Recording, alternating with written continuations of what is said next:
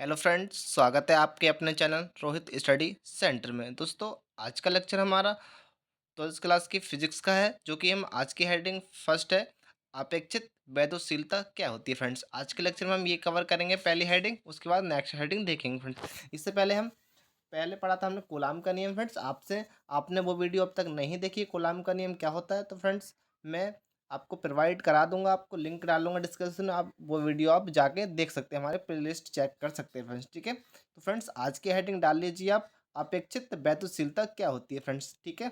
और फ्रेंड्स, मैं आपसे बार बार कहता हूँ फ्रेंड्स, आप ये हमारे नोट्स पढ़ के जाते हैं तो आप फ्रेंड्स 90 से लेके आप 99 तक गेन कर सकते हैं। फ्रेंड्स, ना 95 तो फ्रेंड आपका प्रेजेंटली तो आप इतना तो क्रैक कर ही सकते हैं। 95 प्लस तो आप ये नोट्स पढ़ कर आप फिर एग्जाम में गेन कर ही सकते हैं। फ्रेंड्स, ठीक है। तो फ्रेंड्स, चलो ज़्यादा समय ना लेते हुए फ्रेंड्स चलते हैं वीडियो के अपने और, ठीक है फ्रेंड्स। और फ्रेंड्स, अब तक आपने अपने फ्रेंड्स लोगों में वीडियो को शेयर नहीं किया है तो फ्रेंड्स एक बार वीडियो को अपने फ्रेंड्स लोगों में शेयर कर, जाकि ज़्यादा से ज़्यादा बच्चे हमारे चैनल पर आप जुड़ सकें फ्रेंड्स, और उन्हें भी बेनिफिट मिल सके इस चैनल के माध्यम से। फ्रेंड्स, ठीक है। तो चलते हैं फ्रेंड्स आज के लेक्चर की ओर। तो फ्रेंड्स, आज के लेक्चर में आपने पहली हेडिंग डाली होगी, अपेक्षित वैद्युशीलता क्या होती है। फ्रेंड्स, ठीक है।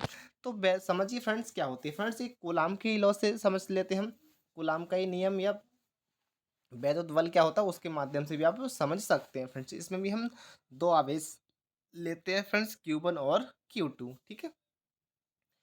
लिखेंगे आप इसमें, यदि दो आवेश स्तर बिंदु आवेशों के बीच का माध्यम वायु या निर्वात हो तो उनके बीच लगने वाला वैद्युत बल, समझिए एफ ए हमारा कोई वैद्युशीलता है। यहाँ पर 4 पाई एप्सिलॉन नॉट ले लिया हमने, Q1 Q2 और अपन आर तो हमारा चल रहा है। क्यों, मैंने बताया था आपको दो को स्तर पॉइंट लेने हैं, और ये हमारे निर्वात या वायु में होते तो ये एफ ए ले लिया हमने। वायु या निर्वात का मतलब ए को मतलब है यहाँ पर ईयर, ठीक है। क्या है, ईयर। इंग्लिश में वायु को क्या कहते हैं हम, ईयर कहते हैं। किसे हम इंग्लिश में वायु को क्या कहते हैं हम, ईयर कहते हैं। फ्रेंड्स, ठीक है। ये आप इसे डाल लीजिए हेडिंग फर्स्ट, नंबर एक आप हेडिंग डाल लीजिए इसे फर्स्ट।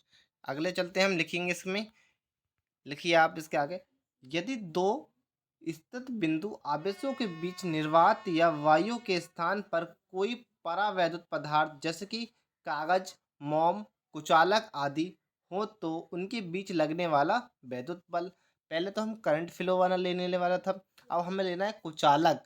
क्योंकि कुचालक का मतलब है जैसे कि इसमें करंट प्रवाह ना हो फ्रेंड, जैसे कि कागज, मोम, लकड़ी आदि। फ्रेंड्स, ठीक है, ये हमारे क्या है, कुचालक होते हैं। ठीक है। तो हमें लेना है क्या, अब एफ एम का मतलब क्या है, हमें यहाँ पर मोम ले लिए, क्या ले लिया हमने, मोम ले लिया। ठीक है। मोम का मतलब है मोमबत्ती, वही मोम, ठीक है, जैसे मोम आप समझते हैं, मोमबत्ती जलाते हैं, कैंडल कहते हैं बच्चे कुछ। ठीक है।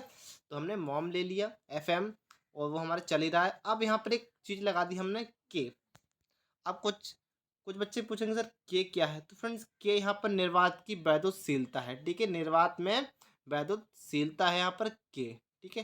के यहाँ पर एक कांस्टेंट आप समझ सकते हैं क्या है हमारा, ये कांस्टेंट रहेगा। ठीक है।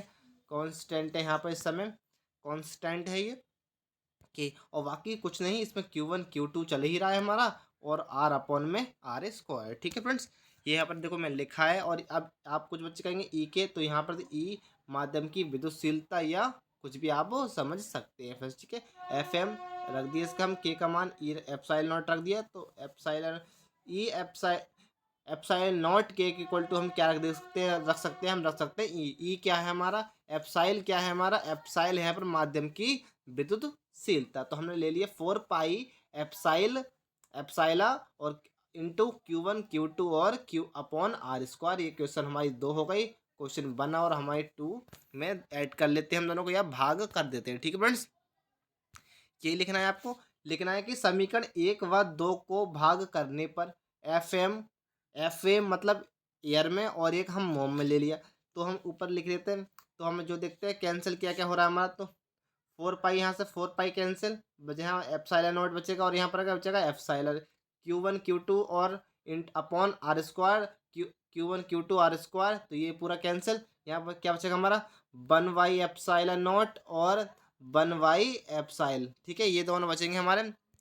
अब इस सही, हम इसे सही करके लिख लेते हैं फ्रेंड, तो सही करके लिखेंगे हम इसे, तो हो जाएगा ये हमारा F A upon F M equal to epsilon n upon epsilon naught, और ये होता है हमारे किसके, एप्साइला आर के इक्वल होता है। आर एप्साइला आर यहाँ पर क्या है, अपेक्षता, ठीक है, क्या है हमारी, माध्यम की अपेक्षा वैद्युतशीलता फ्रेंड्स। और हमें क्या ज्ञात करनी थी, तो हमें भी यही ज्ञात करनी थी, फिर यही हमारी हेडिंग का नाम था कि अपेक्षक वैद्युतशीलता क्या होती है फ्रेंड्स, ठीक है। तो फ्रेंड्स आपको यहाँ से क्लियर हो चुका होगा कि अपेक्षा वैद्युतशीलता क्या होती है, ठीक है। ये माध्यम में, किसी भी माध्यम में हो सकता है फ्रेंड्स, ठीक है। तो फ्रेंड्स मैं आशा करता हूँ आपको ये टॉपिक अच्छे से समझ में आया होगा फ्रेंड्स, ठीक है।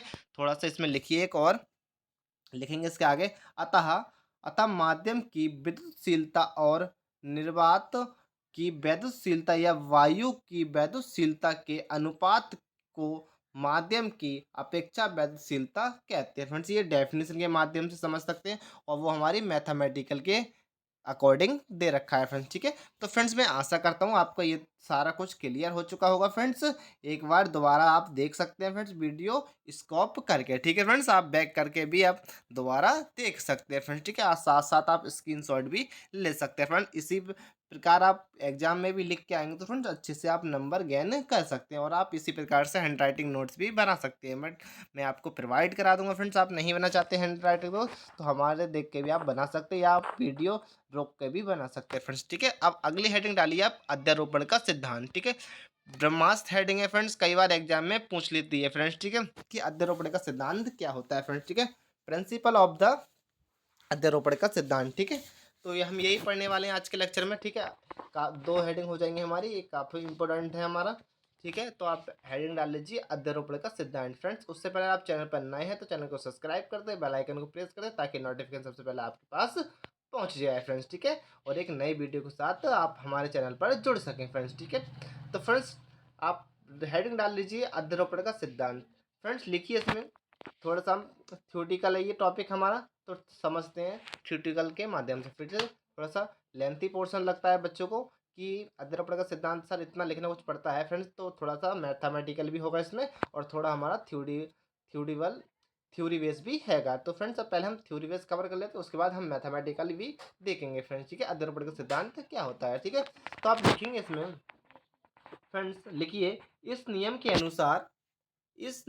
अनुसार यदि कोई निकाय अनेक बिंदु आवेश से मिलकर बना है, कहने का मतलब समझिए, अब कहने इस लाइन का क्या मतलब फ्रेंड्स, कहने का मतलब है इस नियम के अकॉर्डिंग, ठीक है, यदि कोई भी सिस्टम या निकाय उनके बिंदु उनके बिंदु आवेशों से मिलकर बना है, मतलब उनकी जो पॉइंट्स लाइंस हैं उनके आवेशों से, चार्ज से मिलकर बना है, तो किसी एक आवेश पर अन्य आवेशों के द्वारा लगाए गए बल के सदिश योग के बराबर होगा।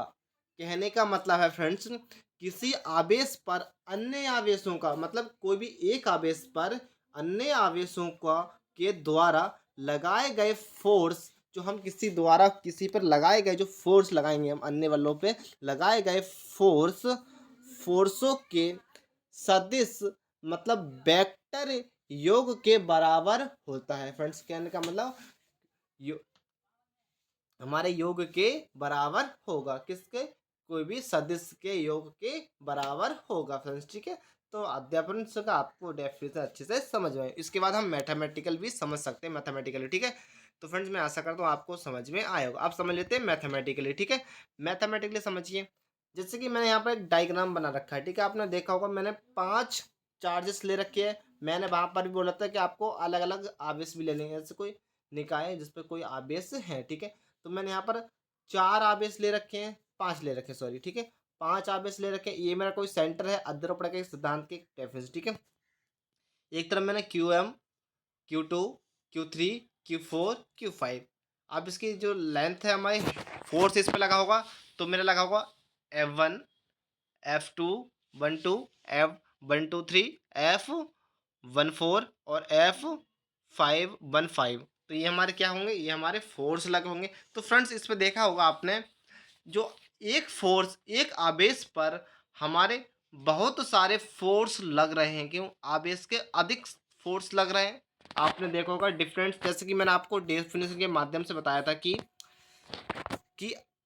एक आवेश पर अन्य आवेशों के द्वारा लगाए गए फोर्स के सदिश गुणनफल के बराबर होता है। तो वही यहाँ पर प्रक्रिया स्टार्ट है फ्रेंड्स, देखो समझ सकते हैं आप। इसी में किसी अन्य आवेशों के द्वारा ये यहाँ पर वेक्टर के फॉर्म में लग रहा है, देखो वेक्टर के फॉर्म में लगा, सदिश सदिश वेक्टर के फॉर्म में, इसके गुणनफल के बराबर होगा। तो यही हमारा क्या होता है, अध्यारोपण का सिद्धांत तो कहलाता है फ्रेंड्स, ठीक है। तो आप मैथमेटिकल भी समझ चुके होंगे, आप इसमें थोड़ा सा लिख भी सकते हैं। यदि कोई निकाय n कणों से मिलकर बना है जिनके बीच आवेश q1 q2 qn dot dot qn तक होगा, ये हमारा कहाँ तक होगा, qn तक चलेगा। यहाँ पर कोई लिमिट सीमा इसकी नहीं है, लिमिट सीमा है कहाँ तक चलेगा, हमारा qn तक चलेगा फ्रेंड्स, ठीक है।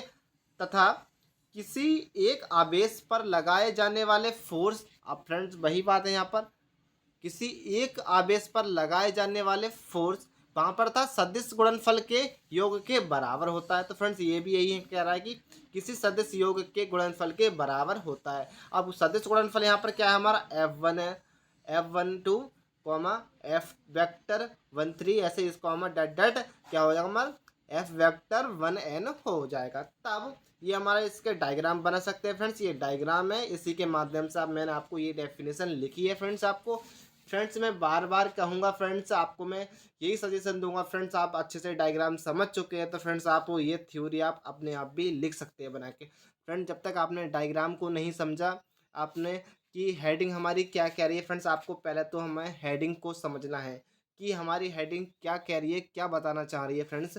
आप इन दोनों चीज़ों को नहीं समझ सकते हैं तो फ्रेंड्स आप फिजिक्स को कभी भी समझ नहीं सकते हैं, फिजिक्स कभी भी फ्रेंड्स आप रट नहीं सकते, क्योंकि इसमें न्यूमेरिकल वगैरह भी आपको फार्मूला इतने रिवाइज क्यों, एक एक फार्मूला से दूसरा फार्मूला बनेगा, दूसरे से तीसरा बनेगा फ्रेंड, उसको प्रोवाइड करते करते हम रिसर्च करते चले जाते हैं फ्रेंड्स। तो मैं आपको प्रोवाइड कराऊंगा कि मेरी कोशिश यही रहती है बच्चों को अच्छे से डायग्राम समझा सकूं। आप थ्योरी भी मेरी ना लिखते, आप अपने अकॉर्डिंग भी आप अपने लैंग्वेज में भी लिख सकते हैं फ्रेंड्स।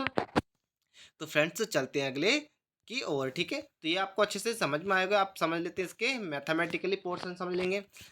मैंने ले लिया F1 और अब मेरा इन्हें मुझे फोर्सों को ऐड भी करना है, तो F1 F2 F3 4 plus F vector और 1n, ठीक है, यहाँ तक मेरा चलेगा, क्या मेरा फोर्सेस यहाँ तक चलेंगे। अब मुझे F1 के लिए लेना है तो ये सबके लिए होगा मेरा, तो मैं ये कर लेता हूँ।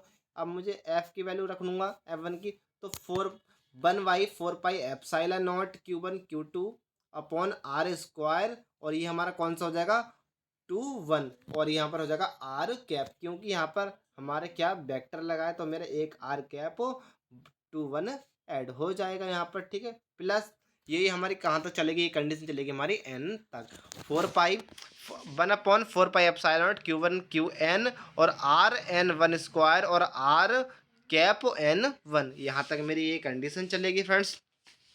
यहाँ पर एक नई बात आप नोटिस देंगे, यहाँ पर मेरा 1/4 पाई एप्सिलॉन नॉट यहाँ पर मेरा कॉमन है, तो मैंने यहाँ पर बाहर ले लिया है पर, और बाकी हमारा ये बचेगा, जो बचेगा हमारा यहाँ पर बचेगा Q1 Q2 upon R square 2 1 और R कैप, प्लस ये हमारी कहाँ तक चलेगी, डॉट डॉट एन तक चलेगी, Q1 Qn upon R square N1 और R कैप N1 तक मेरा यहाँ तक चलेगा फ्रेंड्स। और मैं इस पूरे को मैं किस में लिख सकता हूँ, इसमें समीशन में ऐसे मैं प्रोवाइड करा सकता हूँ, क्यों यहाँ पर मेरा एंड टर्म तक है। तो मैं जो भी हमारी कंडीशन होती है आपको फ्रेंड्स आपने समझा, आपने क्रमचय संचय पढ़ा होगा तो उसमें लिखते थे आपको, तो फंक्शन लगाना होता है, तो मैं आपको समीशन में ये लिख सकते हैं। तो हम लिखेंगे F1 equal to 4 pi epsilon naught, ये मेरा ऐसा ही रहेगा, और मैं समीशन लगा के लिख सकता हूँ Q1 QI upon R square I1 और R कैप I1। तो ये मेरा अध्यारोपण का फार्मूला हो गया, या आप कुछ भी समझ सकते हैं। यही मेरा फाइनल प्रूफ हो चुका है कि अध्यारोपण सिद्धांत ये आपको प्रोवाइड होगा फ्रेंड्स, ठीक है। तो आपका अध्यारोपण का सिद्धांत हो चुका है फ्रेंड्स, ठीक है। तो फ्रेंड्स आज के लिए फ्रेंड्स इतना ही रहते हैं, मिलते हैं एक नेक्स्ट लेक्चर के साथ, जब तक जय हिंद, जय भारत, वंदे मातरम।